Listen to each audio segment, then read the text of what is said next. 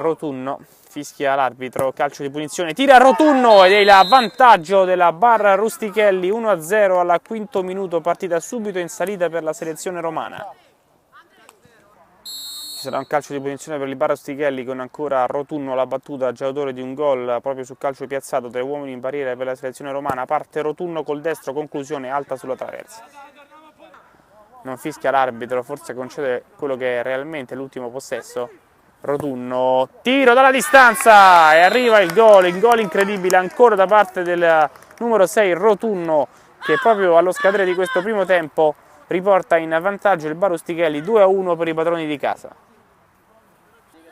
Con le mani in mezzo, attenzione alla conclusione della distanza e arriva il terzo gol in questa partita di Gianmarco Rotunno, il bomber che decide il match quando mancano 10 minuti alla fine tra Bar Rustichelli e selezione romana. 3-1, partita quasi in cascina per i padroni di casa.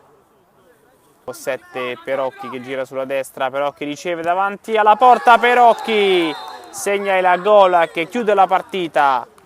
Perocchi 4-1 dopo la tripletta di Rotunno. Rotunno serve l'assist al numero 7 che non perdona sotto porta, tiro sotto al 7 e a 8 dalla fine, 4-1 per i padroni di casa.